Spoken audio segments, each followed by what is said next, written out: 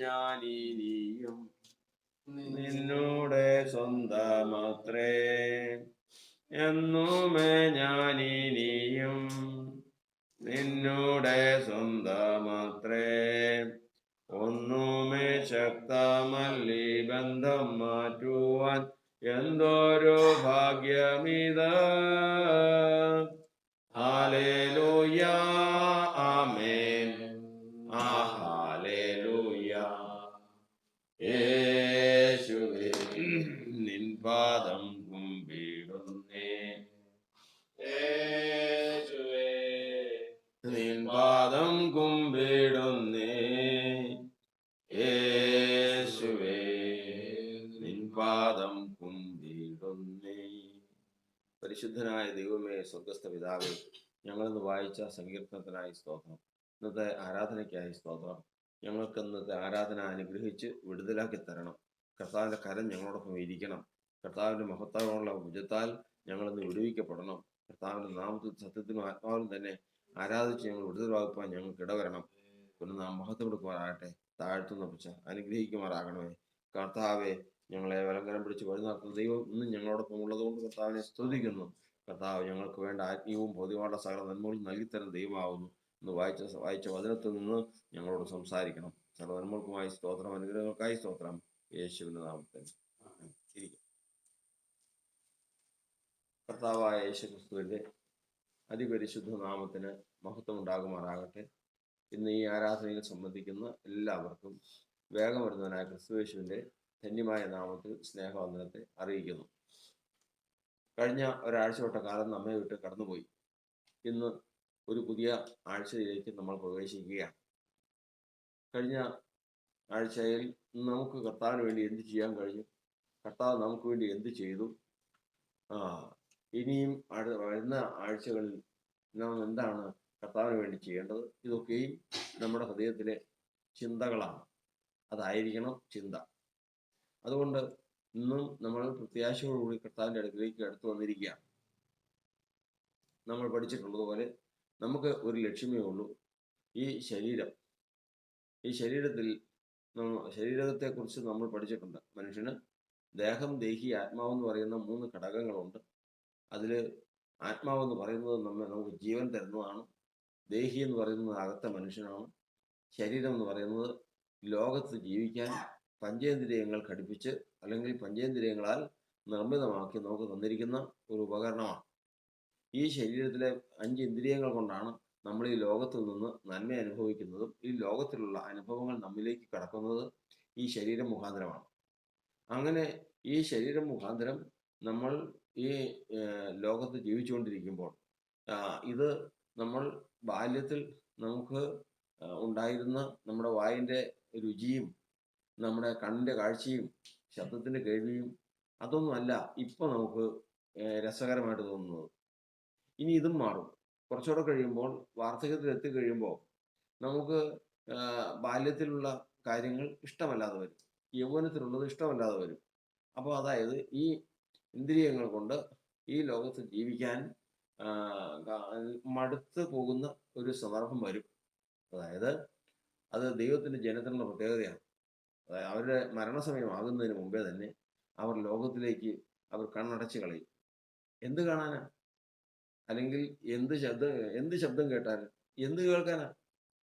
ഈ ബർസിലായി പറഞ്ഞതുപോലെ ഇനി ഈ പാട്ടുകാരൻ നൃത്തം എനിക്ക് രസിക്കുമോ?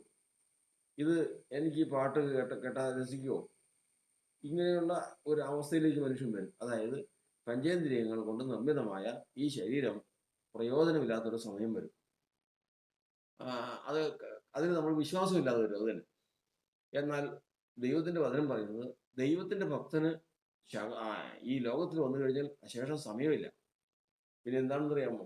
ഈ ശരീരം ഉപയോഗശൂന്യമാകുന്നതിന് മുമ്പേ, അല്ലെങ്കിൽ ഇത് മണ്ണിനോട് ചേരുന്നതിന് മുമ്പേ, അല്ലെങ്കിൽ ഇതിൻ്റെ തൃഷ്ണ പോകുന്നതിന് മുമ്പേ തന്നെ അകത്തെ മനുഷ്യന്, അതായത് ദേഹി എന്ന മനുഷ്യന് ഈ പഞ്ചേന്ദ്രിയങ്ങൾ പ്രാപിച്ചെടുക്കണം. അതാണ് നമ്മുടെ ജീവിതത്തിലെ ഏറ്റവും വലിയ ഉദ്ദേശം. അത് മറ്റൊന്നുമല്ല നമ്മൾ ഉദ്ദേശിക്കുന്നത്. അങ്ങനെ വരുമ്പോഴാണ് ഒരു ആരാധനയുടെ പ്രാധാന്യം എന്ന് പറയുന്നത്. അപ്പോൾ ഒരു ആരാധനയ്ക്ക് നമുക്ക് പ്രതീക്ഷയാണ്. കാരണം നമ്മൾ ഇന്ന് മരിച്ചാൽ എവിടെ പോകും? ഇന്ന് ശരീരം വിട്ടു കഴിഞ്ഞാൽ നമ്മുടെ കാഴ്ച എങ്ങനെയായിരിക്കും? കേൾവി എങ്ങനെയുണ്ടാകും? സ്തെഫാനോസ് കണ്ടതുപോലെ ശരീരം വിട്ടു കഴിഞ്ഞാൽ ആ എത്ര കണ്ണിന് കാഴ്ചയില്ലെങ്കിലും ഇസ്ഹാക്ക് കണ്ടു, യാക്കോബ് കണ്ടു. മരണസമയത്ത് അവരുടെ ഭൗതിക കണ്ണുകളെല്ലാം പോയി. ഇനി ആ ഭൗതികമായിട്ടുള്ള ശരീരം കൊണ്ട് അവർക്ക് പ്രയോജനമൊന്നുമില്ല. പക്ഷേ അവിടെ ഇരിക്കുമ്പോൾ തന്നെ അവരുടെ ആത്മീയ കണ്ണുകൾ കൊണ്ട് അവർക്ക് കാണാമായിരുന്നു, വരാനിരിക്കുന്ന കാര്യങ്ങളൊക്കെ കാണാമായിരുന്നു. കാരണം വാർദ്ധക്യത്തിലെത്തി മരിക്കുന്നതിന് മുമ്പേ അവരത് പ്രാപിച്ചു. അവരുടെ ജീവിതം ധന്യമായി തീർന്നു. അതുകൊണ്ട് നമ്മൾ ഈ വാർദ്ധക്യത്തിലെത്തിയിരിക്കുമ്പോഴത്തേക്കും നമുക്ക് അപ്പൻ്റെ അനുഗ്രഹം വേണം, അല്ലെങ്കിൽ വലിയപ്പൻ്റെ അനുഗ്രഹം വേണം, പ്രായമായിരിക്കുന്ന ഒരു അനുഗ്രഹം വേണമെന്ന് അനേകർക്ക് ചിന്തയുണ്ട്. എന്നാൽ ചില മനുഷ്യരുണ്ട്, എല്ലാവരും അനുഗ്രഹിക്കാൻ തയ്യാറായിട്ടിരിക്കുക, പക്ഷെ ആർക്കും വേണ്ട. അവരുടെ അനുഗ്രഹം ആർക്കും വേണ്ട. കാരണം നേരുള്ളവരുടെ അനുഗ്രഹം കൊണ്ട് പട്ടണം അഭ്യുദയം പ്രാപിക്കുന്നു. നേരുള്ളവരാണ് അനുഗ്രഹിക്കുന്നതെങ്കിൽ ആ പട്ടണം അനുഗ്രഹിക്കപ്പെടും. ഇനി ദോഷികളാണ് അനുഗ്രഹിക്കണമെങ്കിലോ ഇടിഞ്ഞു പോകും, മതിലിടിഞ്ഞു പോകും. ഒരിക്കൽ നമ്മൾ പറഞ്ഞതുപോലെ നന്നായി വരട്ടെ എന്ന് പറഞ്ഞ് ആ മനുഷ്യൻ പോയി ആത്മഹത്യ ചെയ്തതെന്ന് നമ്മൾ കേട്ടിട്ടുണ്ട്, ലോകത്തിൽ കേട്ടിട്ടുണ്ട്. കാരണം അവൻ്റെ അനുഗ്രഹം അത്രേ ഉള്ളൂ. അപ്പൊ അനുഗ്രഹം വേണമെങ്കിൽ എന്ത് വേണം? നമ്മളിപ്പോൾ പറഞ്ഞതിൻ്റെ സാരം അനുഗ്രഹിക്കണമെങ്കിൽ, അല്ലെങ്കിൽ ആ അനുഗ്രഹം പ്രയോജനമായിട്ട് വരണമെങ്കിൽ അവൻ്റെ അകത്തെ മനുഷ്യൻ പഞ്ചേന്ദ്രിയങ്ങൾ പ്രാപിച്ചവനായിരിക്കും. പഞ്ചേന്ദ്രിയങ്ങൾ പ്രാപിക്കാത്തവൻ അനുഗ്രഹിച്ചു കഴിഞ്ഞാൽ അതുകൊണ്ട് ദോഷമേ വരുള്ളൂ. അപ്പൊ അതുകൊണ്ട് നമ്മൾ വാർദ്ധക്യത്തിൽ എത്തുന്നതിന് മുമ്പ് നമ്മൾ ഈ കണ്ണില്ലെങ്കിലും എനിക്ക് കാണാം, ഈ ചെവിയില്ലെങ്കിലും എനിക്ക് കേൾക്കാം, ഈ വായില്ലെങ്കിലും എനിക്ക് രുചിക്കാം, ഈ ശരീരമില്ലെങ്കിലും എനിക്ക് സ്പർശിക്കാം. ഇങ്ങനെയുള്ള എല്ലാ കാര്യങ്ങളും ഈ ശരീരത്തെ, നീ ഇനിയിപ്പോ ഈ ശരീരം എന്നെ ചുട്ടു കളഞ്ഞാലും, അയ്യോ പറഞ്ഞ പോലെ എൻ്റെ വീട്ടിൽ ഞാൻ ദേഹസഹിതനായി എൻ്റെ കർത്താവിനെ ഞാൻ കാണും. അപ്പോൾ ഇതങ്ങ് വിട്ടു കഴിഞ്ഞാൽ, ഈ ശരീരം അങ്ങ് വിട്ട് നശിപ്പിച്ച് കളഞ്ഞു ആര് വേണമെങ്കിലും, അങ്ങനെ വരുമ്പോഴാണ് മരണഭയം ഇല്ലാതെ വരുന്നത്. കൊന്നോ തീച്ചൂളി ഇട്ട് കളയുമെന്ന് പറഞ്ഞു കഴിഞ്ഞപ്പോൾ അവരുടെ ശത്രുക്ക് മേശക്ക് അഭിനയം പറഞ്ഞു കൊന്നു, ഇട്ട് കളഞ്ഞു. ഒരു മനുഷ്യൻ അങ്ങനെ പറയാൻ പറ്റുമോ? ഒരു മനുഷ്യൻ അങ്ങനെ പറയാൻ പറ്റുമോ? ഒരു കുഞ്ഞിന്റെ കയ്യിൽ ഒരു മിഠായി ഇരിക്കും, ആ മിഠായി ഇരിക്കുന്നതോ അതിന് കുഞ്ഞുങ്ങളെ സംബന്ധിച്ച് ഏറ്റവും വലുതാണ്. അപ്പൊ അതിന് ആ മിഠായി ഒന്ന് മേടിച്ചെടുക്കണം. കാരണം ആ മിഠായി നല്ലതല്ല. അതിന് വേണ്ടിയിട്ട് അതിലും വലുതൊന്ന് കാണിച്ചു കഴിയുമ്പോൾ അവൻ അത് വിട്ടിട്ടതിന് ശേഷം അത് തീർന്നു. ഇതുപോലെയാണ് മനുഷ്യന് അകത്തെ മനുഷ്യന് പഞ്ചേന്ദ്രിയങ്ങൾ ഇല്ലെങ്കിൽ അവന് നിലവിളി കണ്ടിട്ടുണ്ടോ? നമ്മൾ കണ്ടിട്ടുണ്ട്. അതായത് അതുകൊണ്ടാണ് പറഞ്ഞ് പ്രത്യാശയില്ലാത്ത ജാതികളെ പോലെ നിങ്ങൾ ദുഃഖിക്കരുത് മരണത്തിൽ. മരിക്കുമ്പോൾ കണ്ടിട്ടുണ്ടോ? മരിക്കുമ്പോൾ വേണ്ടപ്പെട്ടവർ തല തല്ലി നെഞ്ചത്തടിച്ച്, കാരണം ഇനി കാണൂല, അവര് മരിക്കുകയാണ്. അത്രമാത്രം ദുഃഖമാണ്. കാരണം അത് തീർന്നുപോയി. എന്നാൽ ഈ പദവി പ്രാപിച്ചവൻ, അതായത് ഈ ആത്മാവിൽ അവൻ ശരീരത്തിൽ നിന്ന് പുറത്തേക്ക് ഇറങ്ങിയപ്പോൾ ഇതിനേക്കാൾ സ്പഷ്ടമായിട്ട് കാണാം, ഇതിനേക്കാൾ സ്പഷ്ടമായിട്ട് രുചിക്കാം, ഇതിനേക്കാൾ സ്പഷ്ടമായിട്ട് കേൾക്കാം.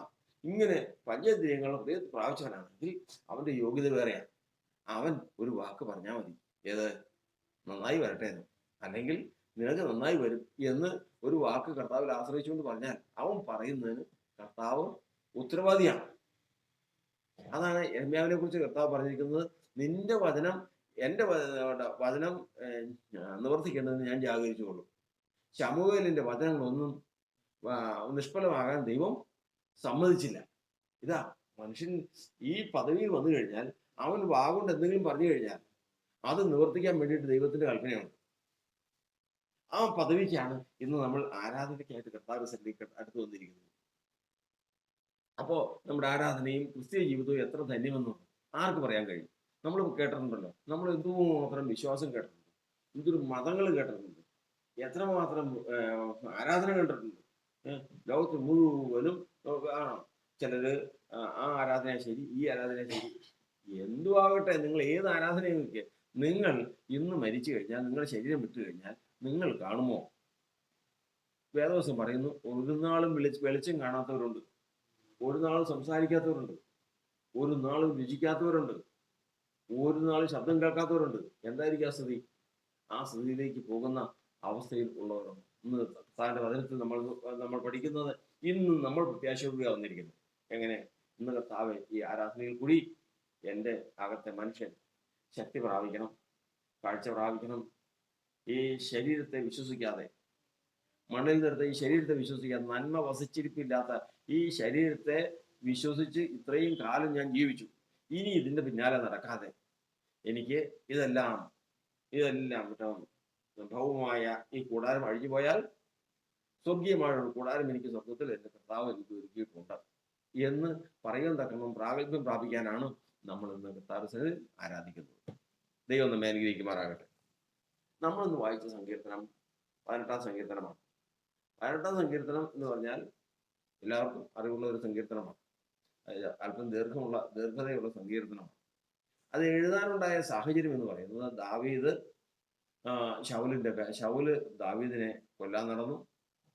ശത്രുക്കളൊക്കെയും ധാരാളം യുദ്ധങ്ങളുണ്ടായി. സ്വന്തം വീട്ടുകാര് വെറുത്തു.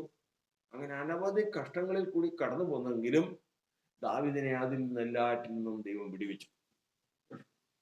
ഇങ്ങനെ വിടുവിച്ചു നിൽക്കുന്ന ഒരു സമയത്താണ് ഈ 18-ാം സങ്കീർത്തനം ദാവീദ് എഴുതുന്നത്. അതാ ഞാൻ വായിച്ചപ്പോൾ പറഞ്ഞത്. അതിന്റെ ഹെഡിങ് കൂടെ വായിക്കാൻ പറഞ്ഞതാ. അതിൽ എഴുതി ആ സാഹചര്യം അതിനകത്ത് എഴുതിയിട്ടുണ്ട്. അവിടെ വചനത്തിൽ എഴുതിയിരിക്കുന്നത് പ്രകാരമാണ്: യഹോവേ, ഞാൻ നിന്നെ സ്നേഹിക്കുന്നു. അതായത് ദൈവത്തെ സ്നേഹിക്കുന്ന ജനം. യേശുവേ, നിൻ പാദം കുമ്പിടുന്നേ. യേശുവേ,